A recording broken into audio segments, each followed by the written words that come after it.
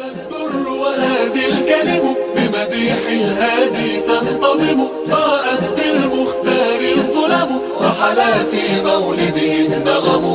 قسما بالله رب العالمين وارتضينا غير دين الله دين فهو دين الحق دين الأنبياء إنه الإسلام. واجب الاحترام بزرگوں اور دوستوں، قرآن کریم کی ایک آیت پڑھی ہے جس سے نماز کی اہمیت اور اس کی فرضیت کا پتہ چلتا ہے۔ نماز دین اسلام کا بنیادی رکن ہے، چنانچہ توحید و رسالت پر یقین کے بعد جو اسلام کا سب سے بنیادی اور اہم رکن ہے وہ نماز ہے۔ قرآن کی آیات، رسول اللہ صلی اللہ علیہ وسلم کی احادیث اس پر شاہد ہے۔ رسول اللہ صلی اللہ علیہ وسلم نے اسلام کی جو بنیادیں بتائی ہے، بنی الاسلام علی خمس، کہ 5 چیزوں پر اسلام کی تعمیر کی بنیادیں ہیں۔ 5 چیزیں اس کی بنیادیں ہیں۔ ایک شہادت اللہ الہ الا اللہ، گواہی اس بات کی کہ اللہ تبارک و تعالیٰ کے سوا کوئی معبود نہیں ہے، وَأَنَّ مُحَمَّدًا رسول اللہ، اور محمد صلی اللہ علیہ وسلم اللہ کے رسول ہے۔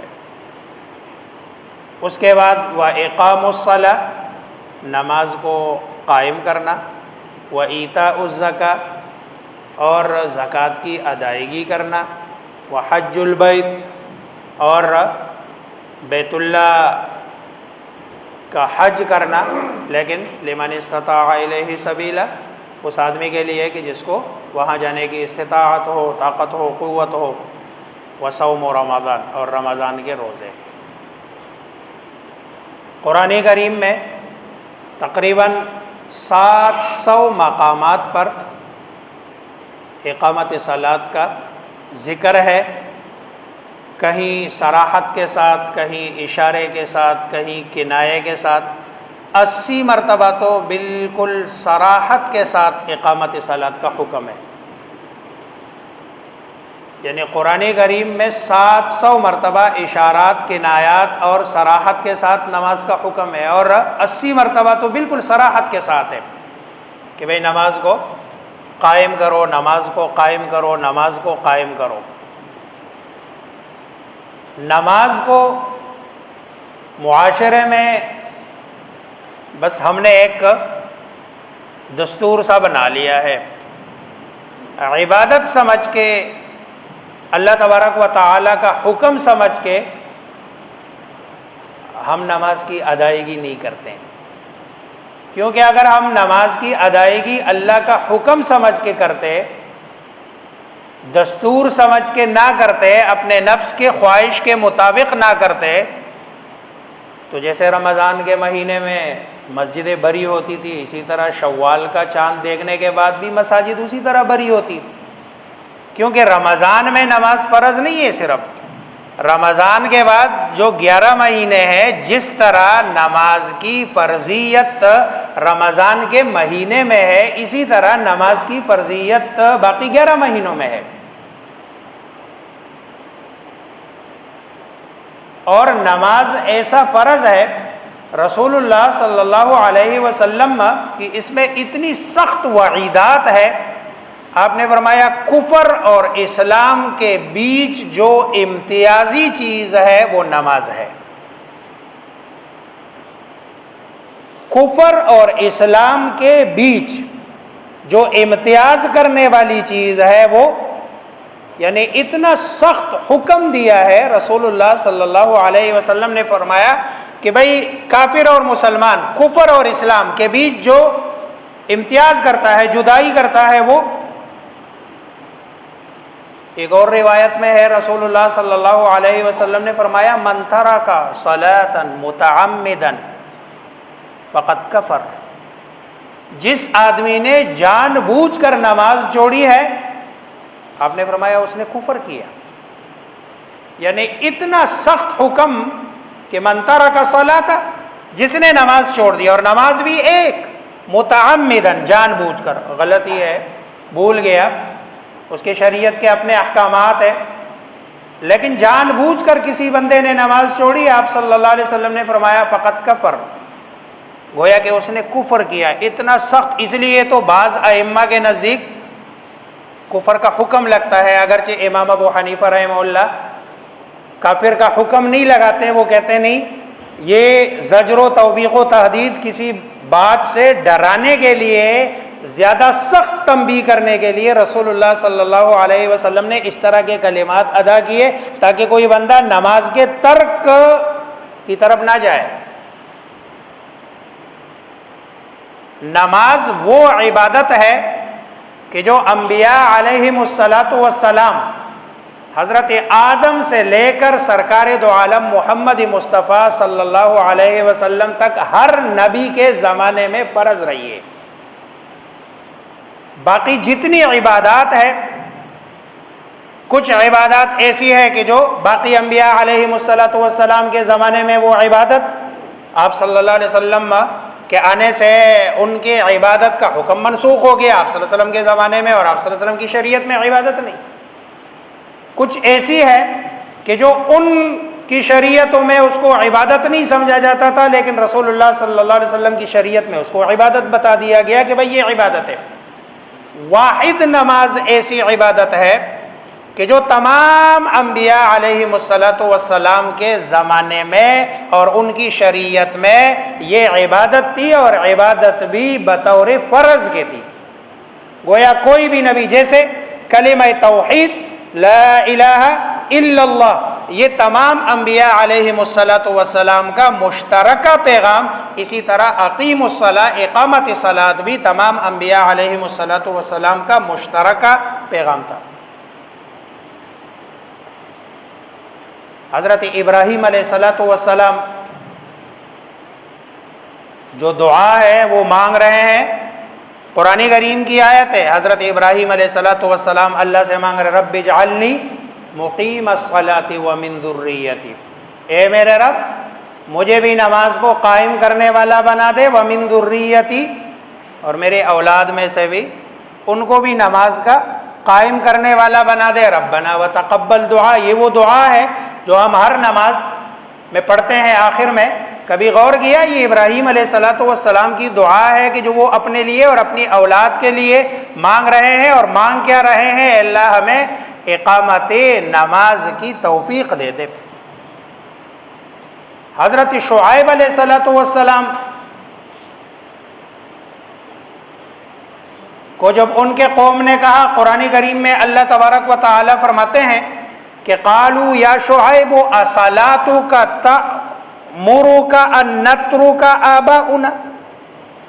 اے شعیب کیا تمہاری نماز تمہیں حکم دیتی ہے اس بات کا، ان نترک آباؤنا، کہ ہم چھوڑ دیں اپنے آباء و اجداد کے دین کو۔ گویا کہ حضرت شعیب علیہ الصلاۃ والسلام کی نماز سے لوگوں نے یہ سمجھا کہ یہ نماز ہی وہ عبادت ہے کہ جب یہ نماز پڑھتا ہے تو گویا یہی اس کو منع کرتا ہے کہ بھائی آباء و اجداد کی عبادت نہ کی جائے، بلکہ عبادت صرف اللہ تبارک و تعالیٰ کی جائے۔ حضرت لقمان علیہ الصلاۃ والسلام اپنے بیٹے کی جو وصیت وہ کرتے ہیں، یا بنیہ اقیم الصلاۃ وامر بالمعروف وانہ عن المنکر، اے میرے بیٹے اقیم الصلاۃ، نماز کو قائم کرے، وامر بالمعروف، امر بالمعروف، وانہ عن المنکر، اور نہی عن المنکر کو اپنی زندگی کا وتیرہ بنا لے۔ اسی طرح حضرت موسیٰ علیہ الصلاۃ والسلام کو اللہ تبارک و تعالی فرماتے ہیں اقیم الصلاۃ لذکری، کہ آپ نماز قائم کریں، لذکری، میرے ذکر کے واسطے۔ اب یہ ساری آیات ہے جو اس بات پر دلالت کرتی ہے کہ نماز ہر نبی کے زمانے میں فرض تھی اور ہر نبی کی شریعت کا حصہ ہے۔ چنانچہ ایک جگہ اللہ تبارک و تعالی تمام انبیاء علیہم الصلاۃ والسلام کا تذکرہ فرما کے فرماتے ہیں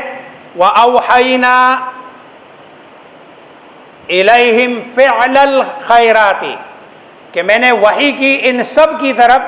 نیکی کے عمل کرنے کی، وَإِقَامَ الصَّلَاةِ اور نماز کے قائم کرنے کی۔ گویا کہ تمام انبیاء علیہم الصلاۃ والسلام کو جو اللہ تبارک و تعالی نے بھلائی کے کاموں کی وحی کی، ان بھلائی کے کاموں میں جو سب سے بڑا کام ہے وہ نماز کی اقامت ہے۔ تو نماز اسلام کا بنیادی رکن ہے اور کلمہ توحید کے بعد سب سے اہم رکن ہے، اور نماز ہی وہ چیز ہے کہ جو بندے اور خالق کے بیچ میں رابطے والا کام کرتا ہے۔ خالق اور مخلوق کے بیچ رابطے کا جو عمل ہے وہ نماز کے ذریعے سے ہوتا ہے۔ اگر بندہ نماز پڑھتا ہے اس کا مطلب ہے اس کا اپنے خالق سے رابطہ ہے۔ اگر بندہ نماز نہیں پڑھتا اس کا مطلب یہ ہے کہ اس کا اپنے رب سے رابطہ، گویا کہ یہ کنیکشن ہے بندے اور رب کے بیچ میں۔ اگر یہ کنیکشن ہے تو پھر تعلق برقرار ہے، لیکن اگر یہ کنیکشن کٹ گیا تو تعلق برقرار نہیں رہتا۔ ہماری نمازیں وقتی ہوتی ہے، کبھی جذبات میں آ کے، رمضان میں آ کے ہر وقت نماز نوافل کا اہتمام۔ کہیں ایسا تو نہیں ہے کہ رمضان کی نمازوں کی فضیلت کہ بھائی رمضان میں ایک نماز کا جو اجر ہے وہ 80 کے برابر ملتا ہے، بندہ یہ سمجھ کے کہ میں نے چونکہ ایک نماز 80 والی پڑھ لی ہے اس لیے اب مجھے مزید نمازیں پڑھنے کی ضرورت نہیں ہے، 11 مہینے یہ رمضان کے نمازوں سے پورے ہو جائیں گے، ایسی بات نہیں ہے۔ یہ جو نوافل ہے، نوافل کا اجر، یہ جو فضیلتیں ہیں، یہ فضیلتیں تب حاصل ہوتی ہے کہ جب بندہ اپنی ڈیوٹی پوری کر لے۔ چنانچہ دنیا میں بھی اصول ہے، ضابطہ ہے، قانون ہے کہ جو بندہ 8 گھنٹے ڈیوٹی کر کے پھر اگر وہ اوور ٹائم مانگتا ہے تو اس اوور ٹائم کے اس کو اضافی پیسے پہلے والے کے مقابلے میں تھوڑے سے زیادہ دیے جاتے ہیں۔ لیکن اگر ایک بندہ 8 گھنٹے ڈیوٹی کیے بغیر وہ یہ کہتا ہے کہ بھائی مجھے صرف چونکہ ڈیوٹی کے ٹائم میں 1 گھنٹے کے 100 روپے ملتے ہیں اور اوور ٹائم کے 200 روپے ملتے ہیں، مجھے یہ اوور ٹائم دے دیا جائے اور ڈیوٹی میں نے کرنی نہیں ہے، دنیا کا کوئی انسٹیٹیوٹ اس کو اپنے انسٹیٹیوٹ میں داخل ہونے بھی نہیں دے گا اور نہ اس کو کام دیا جائے گا۔ یہ جو نوافل ہے، نوافل کا اجر ثواب تب ملتا ہے کہ جب بندہ پہلے رب کی طرف سے جو ذمہ داریاں ہوتی ہے، فرائض ہوتے ہیں، ان فرائض کو پورا کر لے، اس کے بعد پھر اگر نوافل پڑھتا ہے تو اس کو اس کا اجر ملتا ہے۔ اگر کوئی بندہ کہتے نہیں میں نے فرض نہیں پڑھنی، میں نے صرف نوافل پہ اپنی ساری زندگی، کیونکہ اس کا ثواب تو 1,00,000 کے برابر ہے، اس کا ثواب تو 50,000 کے برابر ہے، تو میرا وہ جو فرائض میں کمی ہوتی ہے وہ پوری ہوتی ہے، ایسا نہیں ہے۔ فرائض پورے کرنے پڑتے ہیں۔ رب نے جو ذمہ داریاں لگائی ہے نماز کی صورت میں، روزے کی صورت میں، حج کی صورت میں، اسی طرح حقوق العباد کی صورت میں، وہ ساری ذمہ داریاں پوری کرنے کے بعد اب اگر کوئی آدمی نفل پڑھتا ہے، اضافی جنا کوئی صدقہ کرتا ہے، خیرات کرتا ہے، اگر ایک بندہ زکوٰۃ دیتا نہیں ہے اور وہ کہتا ہے میں نے صدقہ دینا ہے، صدقہ دینا ہے، ذمہ اس کا ابھی فارغ نہیں ہوا۔ پہلی جو ذمہ داری ہے وہ زکوٰۃ ہے، جو ذمہ فرض ہے، جس کے بارے میں پوچھا جائے گا۔ نفل کے بارے میں پوچھ نہیں ہوگی، اس کے بارے میں پوچھا نہیں جائے گا۔ ہاں وہاں سے اگر کوئی کمی کوتاہی ہوئی تو اس کمی کوتاہی کو پورا کیا جائے گا، لیکن اگر وہاں بالکل خالی رجسٹر ہے، کچھ بھی نہیں ہے، وہاں صرف نوافل سے اس کو پورا کرانا اور پورا ہونا ممکن نہیں ہے۔ اسی لیے نوافل کا اہتمام ہو، لیکن فرائض کی ادائیگی کے بعد، ذمہ داری پورا کرنے کے بعد جیسے اوور ٹائم کے اضافی پیسے تب ملتے ہیں جب آپ 8 گھنٹے اپنی ڈیوٹی پوری کر لے. ڈیوٹی پوری کرنے کے بعد پھر بندہ اگر 1 گھنٹہ لگاتا ہے، 2 گھنٹے لگاتا ہے، 3 گھنٹے لگاتا ہے، تو اب یہ ڈبل کام. ایک تو یہ ہے جس کمپنی میں، جس دفتر میں آپ کام کر رہے ہیں ان پر 1 گنا 1 احسان ہو جاتا ہے کہ ہم نے اضافی کام کیا، اس کے بدلے میں پھر اضافی پیسے ملتے ہیں. اسی لیے نماز جیسے رمضان میں فرض تھی، اسی طرح شوال میں، ذی قعدہ میں، ذی الحج میں، محرم میں، یہ پورا 11 مہینے رمضان کے علاوہ بھی فرض ہے. ہم کہتے ہیں رمضان کے ختم ہوتے ہوئے کہ بھائی رمضان جا رہا ہے، رمضان نہیں جاتا. رمضان نے تو آنا ہے، ایک دفعہ پھر آئے گا. جب تک دنیا قائم ہے یہ رمضان ہر سال آتا رہے گا. ہم جا رہے ہیں، ہماری زندگی ختم ہو رہی ہے، پتہ نہیں اگلا رمضان ہمیں نصیب ہوگا یا نہیں نصیب ہوگا. رمضان میں جو ہم نے اپنی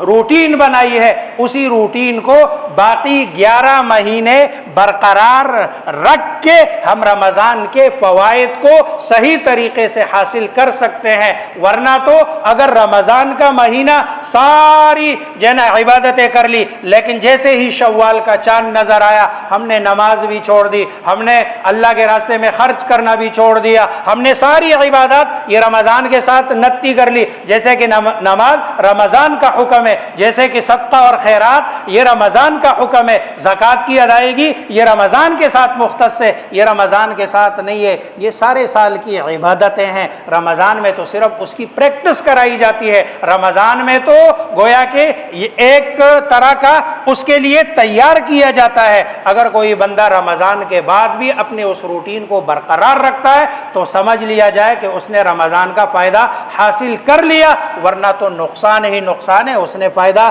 کوئی نہیں حاصل کیا. اسی لیے نماز، جیسے میں نے کہا، نماز یہ اسلام اور کفر کے بیچ میں فرق کرنے والی چیز ہے. رسول اللہ صلی اللہ علیہ وسلم کے فرمان کے مطابق ایک مسلمان کی امتیازی شان ہے کہ جب یہ رب کے سامنے سجدہ لگاتا ہے، رکوع میں جاتا ہے، سجدہ ریز ہو کے یہ کہتا ہے سبحان ربی الاعلی، سبحان ربی الاعلی، سبحان ربی الاعلی. یہ زبان سے بھی کہتا ہے، دل سے بھی اسی بات کو مانتا ہے، تب رب کے ساتھ اس کا رابطہ رہتا ہے. چنانچہ حدیث میں آتا ہے رسول اللہ صلی اللہ علیہ وسلم کا فرمان کہ بندہ اپنے رب کے سب سے زیادہ جو قریب ہوتا ہے وہ نماز میں، وہ سجدے میں ہوتا ہے. جب بندہ رب کے سب سے زیادہ قریب یہ سجدے میں ہوتا ہے، اسی لیے سجدے میں جب بندہ جاتا ہے تو یہ رب کا قرب حاصل کرتا ہے، رب کے قریب ہوتا ہے. پھر رب سے جو بھی مانگتا ہے اللہ تبارک و تعالی اس کو دے دیتا ہے. خلاصہ آج کی بات کا یہ ہوا کہ رمضان میں جو ہم نے اپنی روٹین بنائی ہے اسی روٹین کو برقرار رکھنے کی کوشش کی جائے اور اسی روٹین کو بقایا 11 مہینے میں بھی برقرار رکھا جائے تاکہ رمضان کا ہمیں جو فائدہ ہم نے اٹھانا چاہا تھا وہ اٹھا سکے. اللہ تبارک و تعالی مجھے آپ سب کو سمجھنے عمل کرنے کی توفیق عطا فرمائے.